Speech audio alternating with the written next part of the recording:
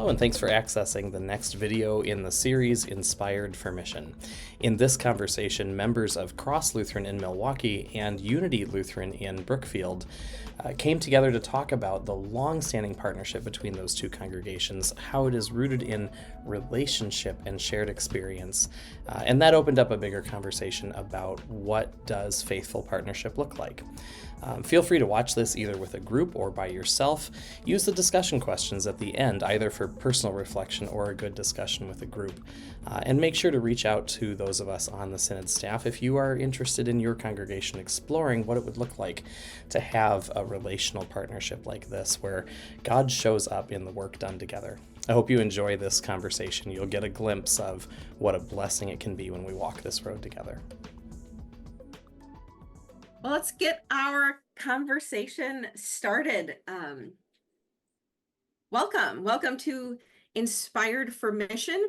For those who don't know me, I am Jamie Larson McClune. I'm pastor at Bethel Lutheran Church in Muskego and Gloria Dei Lutheran Church in Menominee Falls. I am also a member of our Greater Milwaukee Synod Mission Table. And tonight, I'm talking with some folks from Cross Lutheran Church in Milwaukee and Unity Lutheran in Brookfield. And we're going to talk about the partnership they share between those congregations. And particularly, here's some stories about what good partnership, grounded in relationship and accompaniment, what that looks like. So first, I want to invite the guests I'll be interviewing tonight to introduce themselves. Maybe 30 seconds or up to 30 seconds to introduce yourself. Pastor Michelle, Pastor Muriel, Rose, and John. Okay, well, I'm Pastor Michelle. I'm the senior pastor at Cross Lutheran. And I think I've been in relationship with Unity since probably, early 2000s. And so it's been quite some time of seeing it grow from the initial strugglings and so forth. Not to say we don't still struggle, but to see where we are today, which there's been a lot of celebrations and a lot of growing edges. So I'm really excited to be able to share our journey together with everyone. John, you want to go? Yeah, so my name's John Aller, member at Unity in Brookfield. Been a member for about 7 years or so, and I actually first got introduced to Cross shortly after becoming a member. Just went out to a garden work day and kind of just met everyone down there and just kind of just fell in love with the place. And I mean, just meeting the people and I mean, just on even ground, right? I mean, it was just really enjoyable, and it's just kept me coming back. So we're glad he's the experienced gardener. Yeah. Among other many talents. Right. And I'm Mo, and I'm one of the pastors at Unity. And I came when it was to one of the campuses, Cross of Life, 10 years ago. And when I came, I was not ordained, and I was brought on staff to coordinate partner ministries. So got to know Cross right from the get-go, and I've kind of stayed part of it the last 10 years. So we've had all kinds of hijinks together. It's been awesome. I also live in the city, so actually live closer to Cross than Cross of Life and now Unity. So I've gotten to worship there on my sabbatical and weekends off and stuff, and swing by to bug them. So yeah, love Cross, huge fans. Thanks for letting us have a conversation. I'm Rose Dotson, Cross Milwaukee, where I participate in a few activities. I am church council president, music minister, and health and wellness director. And we love it when John comes to visit. John is definitely one of our favorite people who's been very helpful. And we also just really get excited when Pastor Mo pops up. because that's always a fun time when Pastor Bo pops up, because we usually are laughing and having a good time.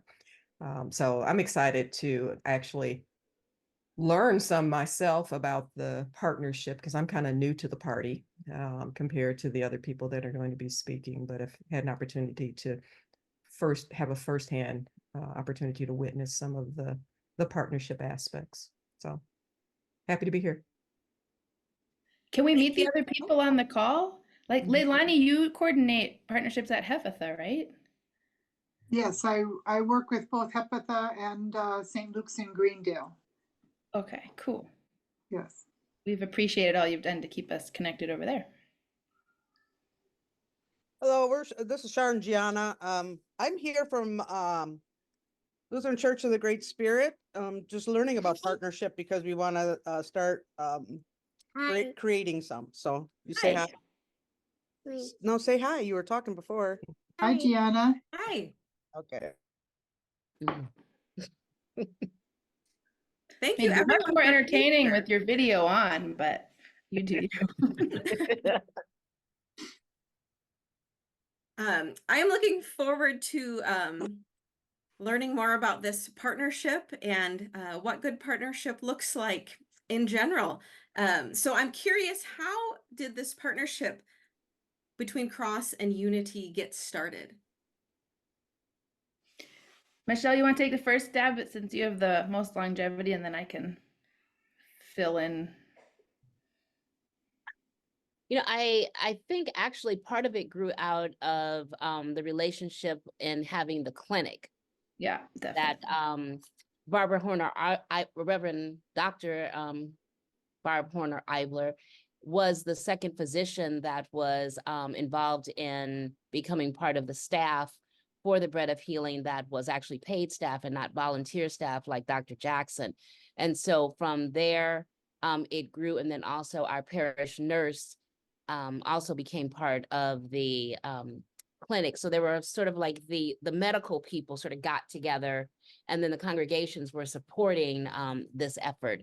And so each one sort of plugged in differently. I would say probably, and you can correct me if I'm wrong, Mo, that Cross of Life at the time was partnering more with the clinic, but then that crossed over to actually the congregation as well.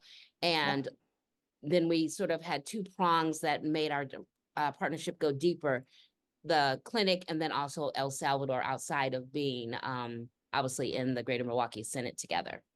And so it really started to take off from both of those areas, and then went deeper into many other tentacles that sort of came out. Tentacles. That's the perfect word.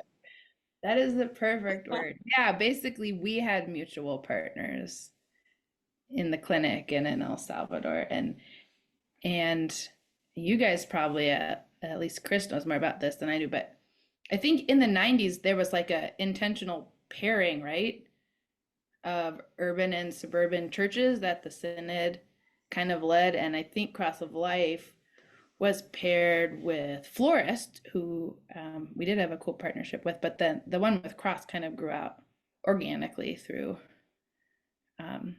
the ties through the clinic. And then you guys have, speaking of tentacles, you guys at Cross have birthed so many ministries that, you know, we've been able to piggyback off them to be part of really cool projects that Cross leads and invites us to jump into.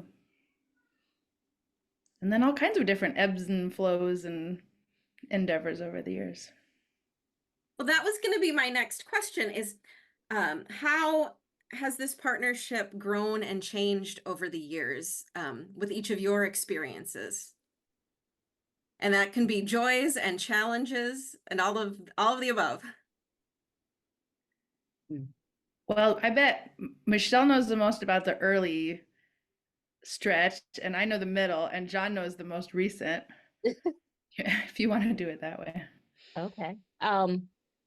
Well, we've had a couple different pastors involved in the relationship that was growing with Unity. I have to get used to saying Unity because at the time it was Cross of Life in the very beginning. But one of the things that I remember that we did a lot of is that, and Cross has done this with most of our partners that we've been blessed to be in relationship with, is that when we would visit, Cross would close for that Sunday. So there wouldn't be any other service. There was no other option except to go somewhere else or go with us out to Cross of Life. And that became a thing that we usually would do twice a year, once in the spring and once in the fall. It was to be an exchange. So like one time we would go out to Brookfield, the next time people would come into Milwaukee. But over time, we realized that the same amount of, or the same commitment was different with respect to participation with Cross of Life.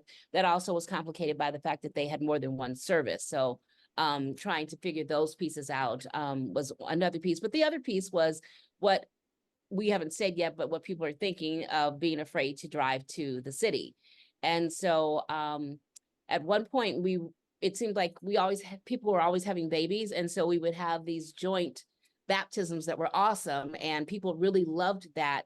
But one of the things that Pastor John Horner-Eibler talked about was that our commitment in coming and celebrating, deep and very sacramental types of thing was very moving for everyone, but that level of commitment and fellowship needed to happen both ways. And so for a while, we decided not to continue to just have Cross come out and close and figure out different ways. And so I think this is more where Mo sort of came on board, where we started doing smaller focus sort of groups coming out to Cross, and I can let Mo talk about that. But the one thing I do want to bring up that was very particular and for me was that I had my fourth child. Fourth. I know there's 5 of them, so sometimes I forget now. Aaron Durrani was the child that was baptized at the Cross of Life campus many years ago, almost 14 years ago. And then also on one of the trips for El Salvador, they needed an additional person to translate. And they had asked me to go, but my mom was still traveling with her job at that time. So there was no one to keep my 2 little children. And there were 2 families that came forth that I did not know. So I had to trust Pastor John in that, okay, if you say they're great people and that, they can handle my 2 little boys, and that I also can feel comfortable that they will be treated in all of the fullness of who they are, then it's a go. And that's what happened. And the boys had a great time. And it was just a wonderful way of saying, like, everybody was taking a leap of faith, but remembering whose we were first, I think made it a lot less scary and a lot more trusting that I was leaving 2 children with basically strangers that I didn't know, but yet were still my siblings. And realizing that there were other ways of doing partnership that we had not even thought was going to happen and came out of the trip for El Salvador. So that was one of the things that I'd like to lift up, because over the years we kept in contact for a while, but they would always ask for pictures of the kids to see, how they had grown, because one was a toddler and one was just a mischievous, like 4 or 5-year-old or something like that. Piece of cake. Total piece of cake. What Michelle is really politely not saying is that there was just a big stretch where Cross was a lot better at coming to us than we were at getting to Cross. And so we finally had to call it out and hold ourselves accountable. And just thinking of Shar, as you're thinking about starting more partnership ministries, our super basic template has been that partnerships should be 3 things: long-term, mutual, and a flow of both people and money between them. And I think while we had claimed that always, mutual is a lot harder than, being the one who has all the stuff, and, one being the one with need and one being the one to provide. So, it took me a while to get used to, if I come to Cross, I gotta drop some of my assumptions about what a congregation the city is going to be like, and I'm probably going to, most of the people I meet are going to have more advanced degrees than I do, and to like really start to live into the mutual part, sometimes we've done better at that than others. So I wouldn't necessarily hold our partnership up as a great one. I think we've stuck with each other for a long time, which is awesome. And I think we've been honest and called out BS when we need to, which is valuable. And I think there's a lot of potential to be more genuinely in relationship than we have been. So then, yeah, once we did kind of switch to, like Michelle said, smaller groups and projects. And I think we discovered that suburbanites are really like socially awkward sometimes with people they don't know. And so to ask people to come and hang out was always a really tall order. But to say, hey, we need you guys to work on this project together. Does this sound right, John? Like people are, give them a job, right? Give them a job, and then the relationships follow from there. So John can talk about some of the different projects that we've worked on. But there's definitely been, in addition to like, the members working on things together, there's just been so much support. I think, Michelle, by you and your other staff, for me and Sherry and John and our staff. And when I was trying to get ordained, Michelle was my biggest cheerleader. And when I was like pulling my hair out, like it's never gonna happen, she was the one who's like, no, God's calling you. We're gonna get through all of this bureaucracy, like hang tight. And she's a girl who knows how to fight bureaucracy with the best of them. And like when we were working on our backyard project, Cross was super supportive and wrote letters to Siebert on our behalf and has just cheerleaded us on in a big way. But John, you want to talk about some of the projects we've done? You've been involved with several things at this point. Yes, I mean, I've personally been more involved with like the garden and like organizing a work day down there.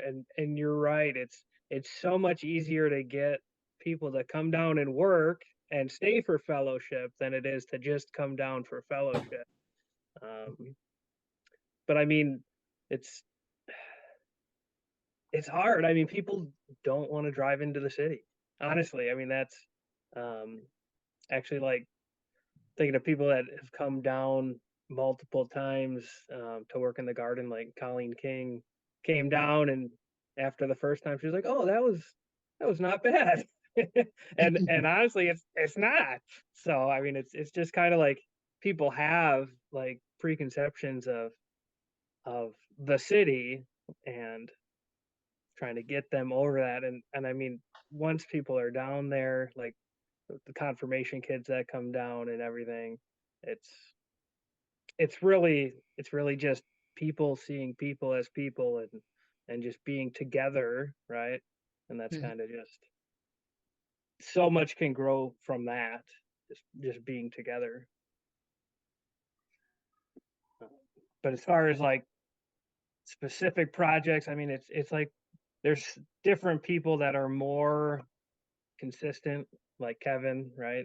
Just Oh is God, always Kevin down is there, Kevin and Jean. always down there at pantry, or always down there doing whatever, carpentry, whatever. Yes. Right. So, but it's whatever. Yes, yeah. literally whatever.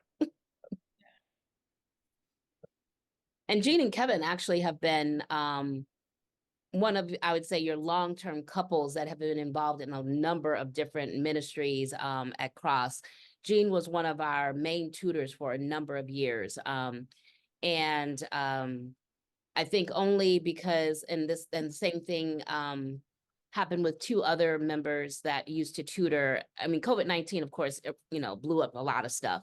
But the other thing is that they were all blessed with grandchildren, and so now have the privilege of taking care of their grandchildren. So they've not come back to tutoring, but tutoring was a place that had a lot of deep connections with children to adults from Cross of Life and Unity. And particularly when we had a particular family where the father was killed, so many people came out both from St. Matthew's and from Unity at the time, because those were the two places that we had the most of our tutors coming from, and people would make meals. I mean, we had a very elaborate sort of layout and how this was done, and people were all in. But it was also a really hard thing when the realities of what people would read in the papers or see on TV actually happened, and they actually knew the people that were affected by this, and knew that sometimes the way the spin of the story gets put out by media doesn't really capture the true essence of the people, their heart. And just because they're poor doesn't mean that they're bad, or that because they're of color that somehow they're, less than. And I think we all mourned together, and we all tried to figure out how to walk with the family through all of this, and also with the kids, because this was it was a huge thing that affected both of our congregations and our program very deeply. But it was also one of the places that we were able to grow a lot, and it also said a lot about, we really became siblings in Christ and really were there for one another. It had gone more than skin deep. It was literally, faith and blood and all of the ugliness and all of the wonderfulness all together.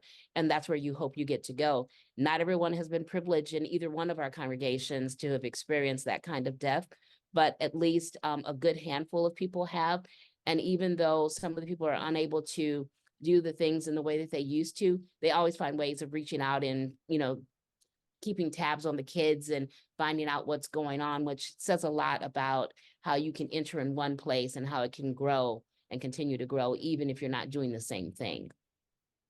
Which I think speaks to why, in our three pillars of long-term, mutual, and money plus people, the long-term one is so key, because if you stick around long enough, that what's going to hit the fan at some point, and that's when you actually have the chance to go deeper than the surface. And so that cross is stuck with us, by us for so long, and vice versa.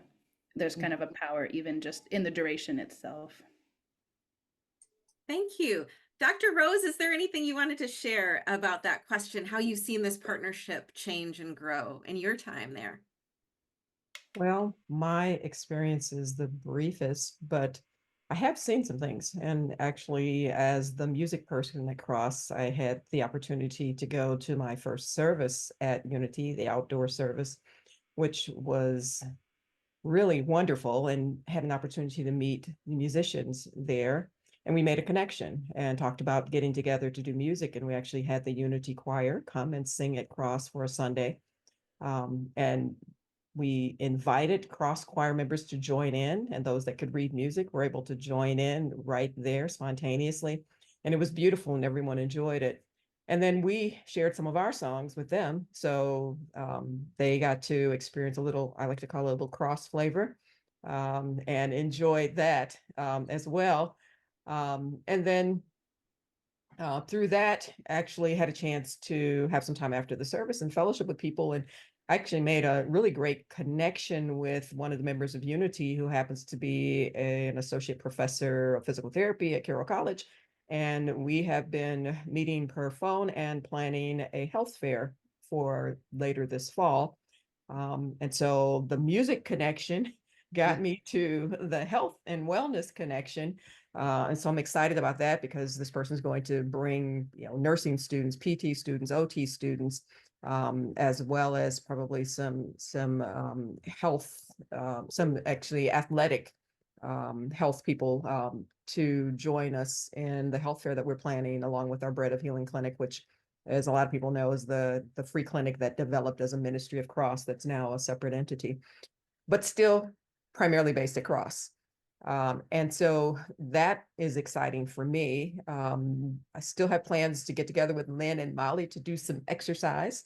I mean, some music things, and exercise our music talent, and join together. So we're wondering how we want to do that. But I also learned that Molly, who is their choir director, we had a chance to chat and talk when I was at Pantry that I help to organize and direct some now as a volunteer. That she was coming to volunteer at the clinic, and so we've had a chance to actually get to know people. And that's the other thing is, as I hear Pastor Mo talk about people, it's not just the people coming and doing things, but it's the people getting to know one another. And as we've had a chance to actually talk and develop relationships, then you learn what each other do and what you're interested in, and then these opportunities to work together then blossom from that. So those are some of the things I'm excited about. I also have the opportunity to work with Kevin in the pantry, and Kevin is one of the most faithful people coming to pantry. And whatever I ask Kevin to do as we're kind of rearranging things and organizing things, one, he gives me his input, which I greatly appreciate, and he's very kind and gentle in the way that he does it. But he's also willing to do whatever needs to be done, and so I've had a chance to get to know him some as well. And so that's the thing that I really like, is when you actually work together with people and have a mutual goal or a mutual project, that you get to know who they are, Yeah. and you can appreciate one another. And I think I'm one of those suburbanites that Pastor Mo talked about, because I'm better at having something that I'm supposed to do. Give me a As job. opposed to just going to fellowship, because then I go, okay, I'm socially awkward. What am I going to do with this? But if I have a job or something I'm supposed to do, then I feel like I can fit in. And then I find that the relationship actually develops and we get to know people. So it's been really fun getting to know Unity, and getting to know Pastor Mo's kind of weird sense of humor has been really fun as well. Because I like that kind of sense of humor. So it's been fun. And it meant so much to us, Dr. Rose, when you brought the group out to our outdoor worship last summer. I mean, I can't be so long, our church worked on making that space, and Cross cheered us on the whole way. And then that was the whole vision for that space, was, to a place where people could come together. So then to have Cross worship outside in it was like literally the dream come true. And it was, yeah, I will always cherish that. Talked about this kind of tip of having an activity to do rather than just simply saying come and have fellowship. And you also mentioned these 3 pillars, I think you called them a couple times. And if there's an official name, if that's not the official name, correct me. But is there kind of a model you've developed along the way that other congregations might find helpful? Not every partnership is going to look exactly like yours, but is there some kind of model that you follow? Cross, you want to talk about how you I said, I think it sort of goes back to all the things that we used to teach kids in confirmation and stuff, being authentic, available, and really wanting to be in true relationship with each other and willing to take a risk. I think about someone who's not with us physically anymore, but will always be in my heart. And that's Joanne, who was the Christian director at Unity for so many years. And she was just a wonderful person. And she really helped she would send lessons and commentaries and all sorts of things every week for our Sunday school program. But one of the things that was really special was that we could never just take canned VBS things, because they never worked for Cross's demographics of being urban, being of color, having immigrants, the whole thing, it just never worked. And so we would talk about that, and over time, we would all take pieces and tweak it and say, this doesn't even work for us either. And so, and then we would design our own sets, and we would make sure that we didn't have it at usually exactly the same time, maybe overlap a day or so, but so that we could each share the sets that we would build or make. And then also, usually some of the teams would come out from one to the other to see like how we did it in our context still, and borrow the greatest ideas and say, well, like this really didn't go great. So when you do it next time, or, you know, in the next 2 weeks, then you do this. And that became something that we did on a regular basis all the time. And she was really the catalyst for that, because since she's been gone, we've not been as good about that piece, and particularly after COVID. But she was one of the persons that really held our youth education and children's education and ministry together with the leaders at Cross, and really made sure that we were doing the in-depth kinds of things that were very necessary. And so in that spirit, I just felt that I needed to lift up Joanne, because she was just such a very important part to our overall ministry on both sides. Thanks for saying that. Thanks for sharing that story. Oh, Pastor Mo, go ahead. I was just gonna say, now that Pastor Michelle has spoken so beautifully and elegantly about the meaning and theology, John, you want to tell them just like the super bare bones basics of how we structure it on our end? Just like with your role and the bigger team. And Yeah, so I mean, there's I don't even know what to call it. The group, like each of our partners at Unity, right, has a single representative basically, and we meet together at Unity that basically do the correspondence, or try to, right? I mean, that's try to be the key person there to keep the communication open. Try to get people to go down to Cross, and try to help drive that. So John, do you mean a key person for each of those ministry tentacles? Right. So I think we have 12 partners, Muriel, 11 or 12 partners. Then depends how you count El Salvador, but yeah. Yeah. So each of those partnerships at Unity has an partner advocate. Oh, okay. I was thinking along the lines of different levels of partnership between Cross and Unity, but you're talking all of the wider, many partnerships, it sounds like you all have. Correct. Right. Thank you. So John's our Cross guy, and someone else is our El Salvador gal, and someone else is our food pantry person. And John, how do you encourage people, or what have you found helpful to encourage people from Unity to travel down into the city and get to know folks from Cross? I mean, it's just try to ease any concerns they have. But I mean, otherwise, food is always good. yes. usually gets people out. And then it's like Muriel said, if there's a job to do, people are more willing to go do the job. So I think that helps. Thank you. I know you've shared a number of stories so far, but I want to invite you to think about how you've seen God at work in this partnership.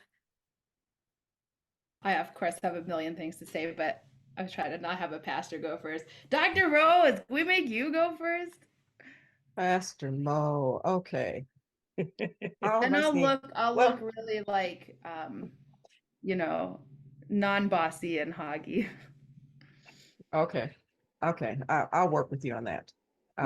So how have I seen God at work? I guess I've seen God at work because I didn't know what to expect, because I was new to the whole Unity Cross thing. You know, my first experience was really probably meeting John, who was helping in the garden when they were trying to convince me to do a plot. And I'm thinking, oh my goodness, my grandmother used to make me garden, but I'm not good at this, and that's not my talent. And John was just so helpful and so knowledgeable.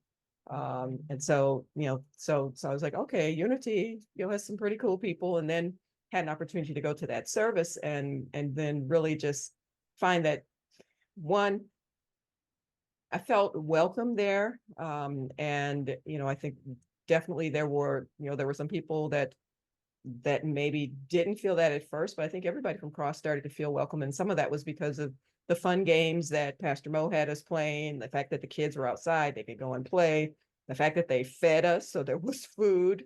And then I connected with people regarding music, and I, from there, having that connection and them coming to us, it's just like God just kind of worked the connection, and made us feel comfortable with one another. The other thing I didn't mention before is that because of the person that I met who's at Carroll College, who's a member of Unity, who came with the choir, and we're having the health fair, but that person also connected me to somebody who's going to come and teach CPR to people at Cross that I wanted to get trained in CPR. And so I didn't think that Unity would be the way that I would find that person, but God worked that out in providing a connection.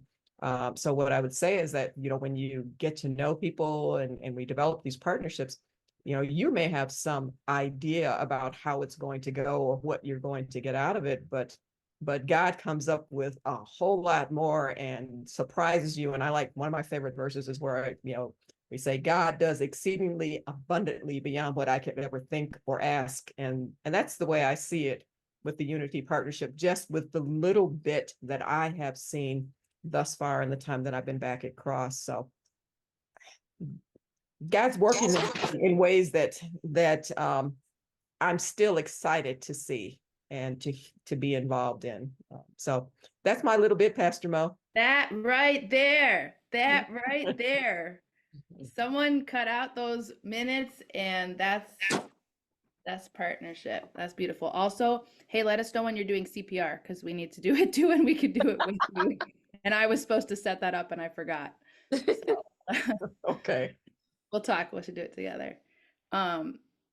What Dr. Rhodes is describing, like what you just heard from her, is what Cross has always done so well. And let's make tentacles like the word of the night, because this is what Cross does. Is they are geniuses at making connections between different places, and not like forcing. They don't like force their own agenda. They listen and show up for their community.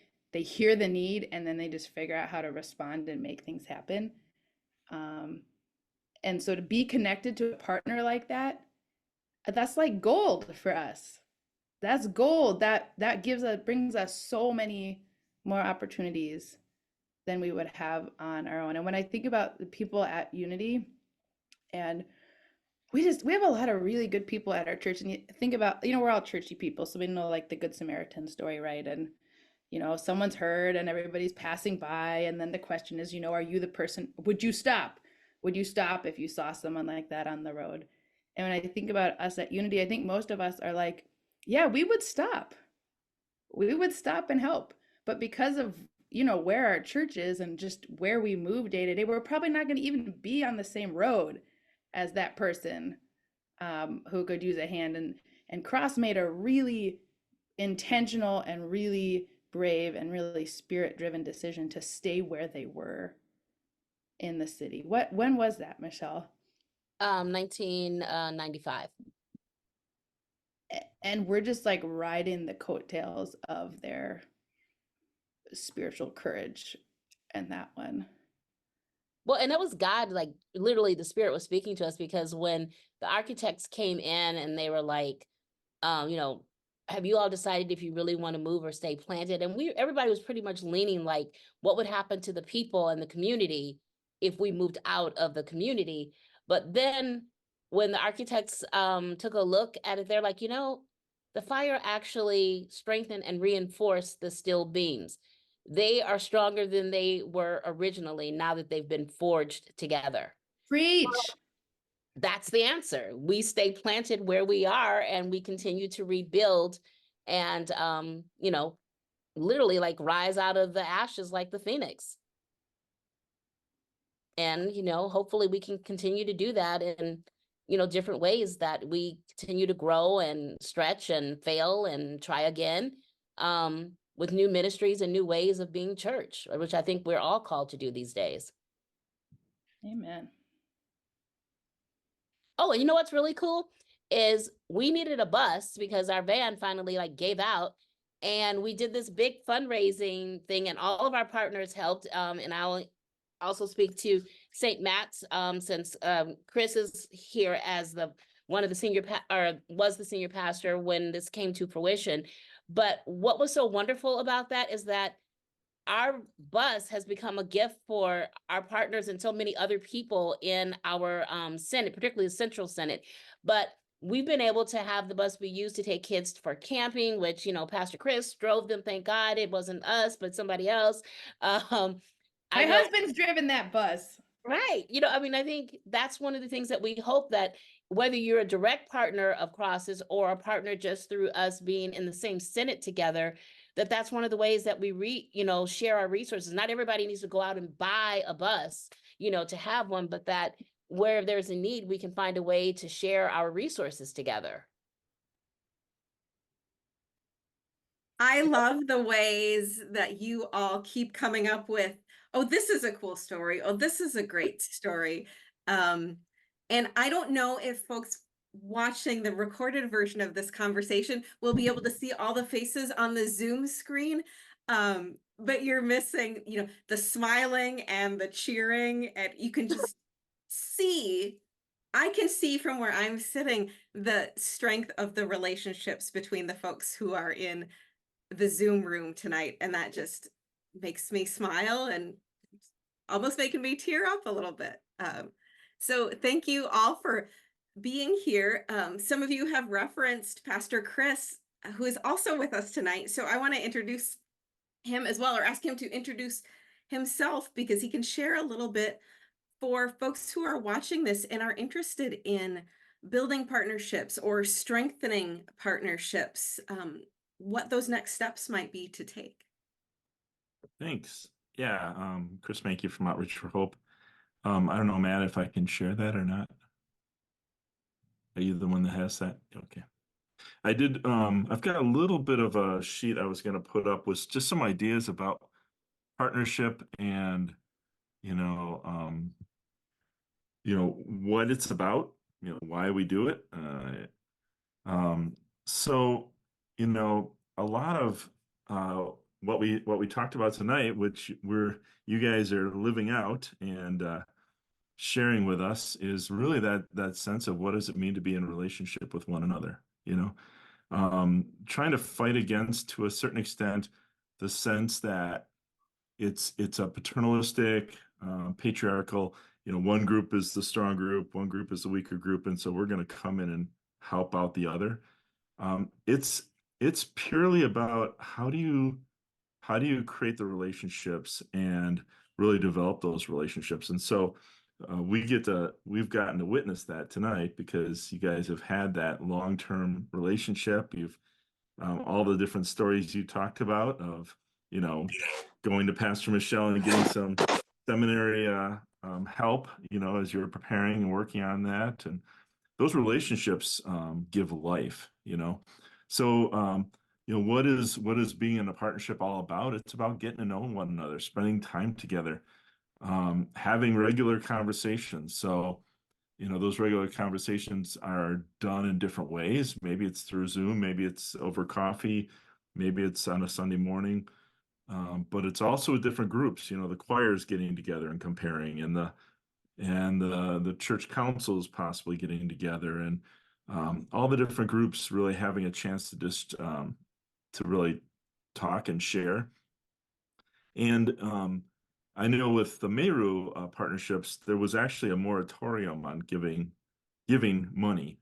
There was a sense of there should not be any money that changes hands for at least 2 years, was the original idea.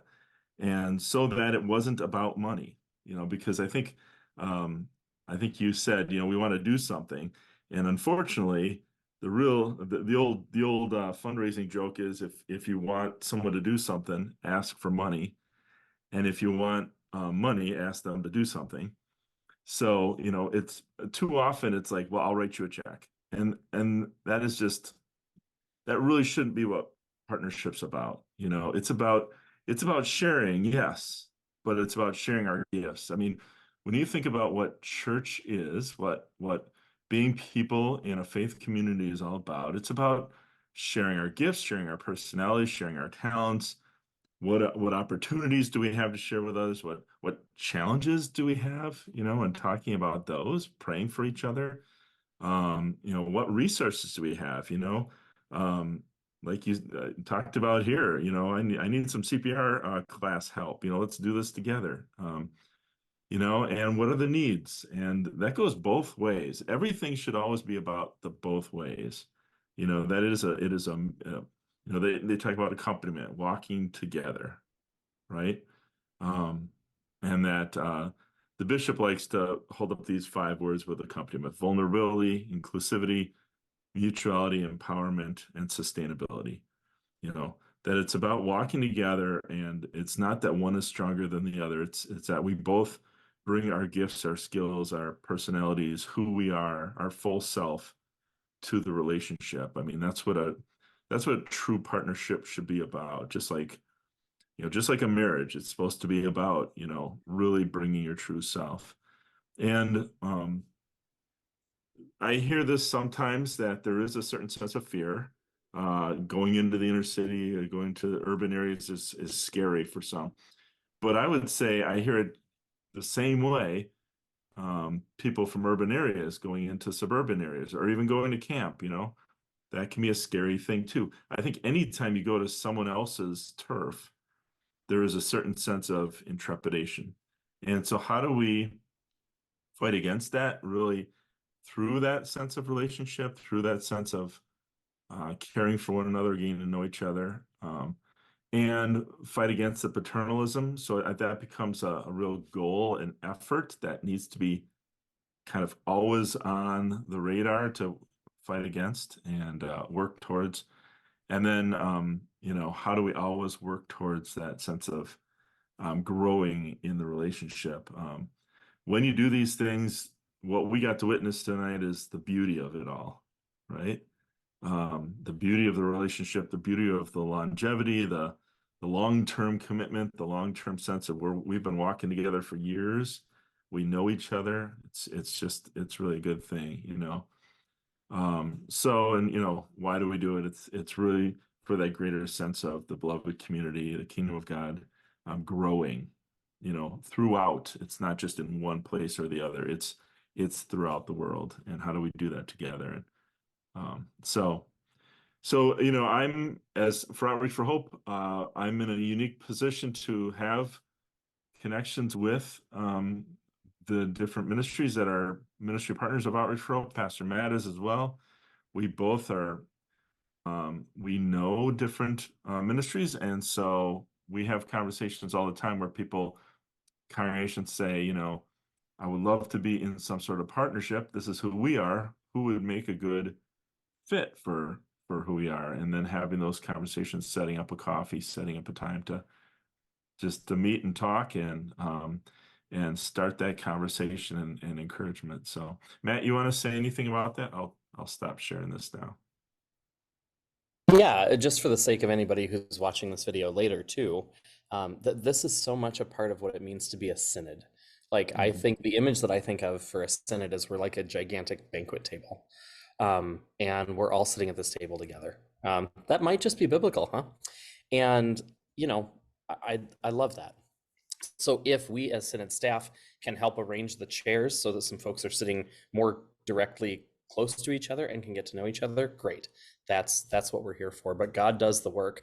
And I love some of these stories I knew, but some of these stories I did not know. Like Pastor Michelle, I had no idea that you entrusted your children to somebody, based on Pastor John's rec. I love that.